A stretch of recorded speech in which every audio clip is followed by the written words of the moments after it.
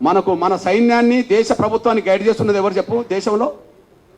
ఒక పెద్ద ఆయన అజిత్ దోవల్, అంతేనా? సైన్యాన్ని ప్రభుత్వాన్ని గైడ్ చేసేది ఎవరు? అనుభవస్తుడు అజిత్ దోవల్. అజిత్ దోవల్ లాంటి పాత్ర రావణుడి యుద్ధ కాలంలో జాంబవంతుడు చేసిండని చరిత్ర ఉన్నది కదా. రావణ యుద్ధంలో ఆంజనేయుడికి తన శక్తి తెలియదని తెలుసు కదా. తన శక్తిని గుర్తు చేసింది ఎవరు? జాంబవంతుడు కదా. నువ్వు దాటగలవు, నువ్వు సముద్రాన్ని ఈదగలవు, దాటగలవు, నువ్వు వాయుపుత్రుడివి కదా, నువ్వు పోయి రాగలవు, సీత జాడ తెలుసుకోగలవు, అక్కడున్న వాస్తవాలు చెప్పగలవు, అక్కడి నుంచి మనం యుద్ధం చేయగలవు అని చెప్పింది ఎవరు? ఆంజనేయుడికి తన శక్తి స్వరూపుడని గైడ్ చేసింది ఎవరు? చైతన్యపరిచింది ఎవరు? ప్రోత్సహించింది ఎవరు? జాంబవంతుడు కదా. రామ లక్ష్మణులతో పాటు సైన్యం అంతా మూర్చపడ్డప్పుడు, వాళ్ళ దాడిలో రావణకు సంబంధించిన వాళ్ళ యుద్ధం దాడిలో మూర్చపోయినప్పుడు వాళ్ళని లేపడానికి వాళ్ళ ఆంజనేయుని పంపి ఏం తెప్పించిండు? మీరే చెప్పాలి. సంజీవిని తెప్పించింది ఎవరు? జాంబవంతుడే కదా. యుద్ధాన్ని నడిపించింది జాంబవంతుడు.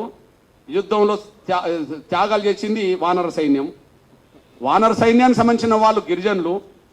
రాముడి అయోధ్య దేవాలయం నుంచి మొదలుకుంటే రామ మందిరాల్లో నా గిరిజనులు లేకుండా, దళితులు లేకుండా వీళ్ళేందే పూజారి వృత్తి చేసేది? వాళ్ళేమన్నా యుద్ధంలో గెలిపించిన వాళ్ళ? యుద్ధంలో గెలిపించిన వాళ్ళ? యుద్ధంలో గెలిస్తే కదా రాజు అయింది. వాళ్ళేంది అంటున్నా నేను. రావాలి, చర్చకు రావాల్సిందే. పోనీ రాముడి గుణాలని, రాముడి పౌరుషాన్ని, రాముడి మానవత్వాన్ని, రాముడి సామాజిక స్పృహను గొప్పగా ప్రపంచానికి చాటిన వాళ్ళు ఎవరు? వాల్మీకే కదా. గొప్పగా ప్రపంచానికి చాటిన వాళ్ళు ఎవరు చెప్పండి? రామాయణం రాసిన వాళ్ళు ఎవరో చెప్పండి? వాల్మీకి రామాయణం లేకపోతే రాముడి చరిత్ర ఎవరికి తెలుసో చెప్పండి?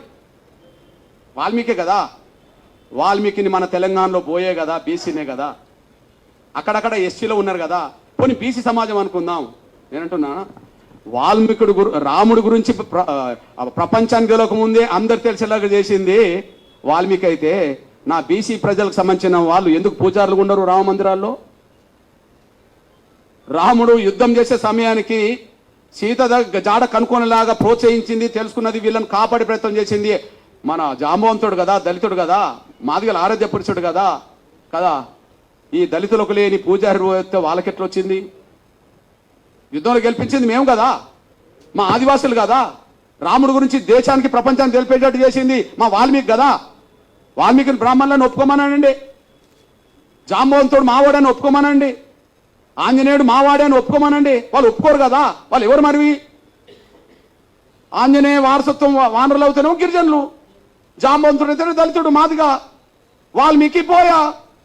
అరే మాకు లేని స్వేచ్ఛ రామ మందిరాల్లో, మాకు లేని హక్కు రామ మందిరాల్లో, మేము పూజారులు కానప్పుడు యుద్ధం చేయడానికి మాత్రం మేము ఉపయోగపడాలా? సాబతుకులు ఉన్న వాళ్ళని కాపాడడానికి ఉపయోగపడాలా? యుద్ధంలో గెలిపించడానికి ఉపయోగపడాలా? చరిత్ర రాయడానికి ఉపయోగపడాలా? కానీ రామ మందిరాల్లో పూజలు చేయడానికి ఉపయోగపడమా మేము? మా దళితుల్లో, గిరిజనుల్లో, బలహీన వర్గాల్లో ఐఏఎస్ ఆఫీసర్లు అవుతాను కదా. ఈ దేశ రాష్ట్ర కేంద్ర ప్రభుత్వ సర్వీసులో ప్రధానంగా బ్యూరోక్రాట్స్ అంటే ఎవరంటారు? ఐఏఎస్ఏ కదా. మరి దళిత గిరిజన వర్గాలకు చదువుకుంటే ఐఏఎస్లు అవుతాను కదా, పూజారులు గారా అంటున్నా నేను. అందువల్ల మీకు విజ్ఞప్తి చేస్తున్నా, రామ అవతారమే తర్వాత కృష్ణ అవతారంగా మారింది. రాముడు కృష్ణుడు వేరు కాదు కదా. రాముడి కాలంలో రాముడు, కృష్ణుడి కాలంలో కృష్ణుడు. కానీ రాముడే చెప్తాడు కదా, నేను మరో జన్మలో కృష్ణుడికి వస్తాడని చెప్పి.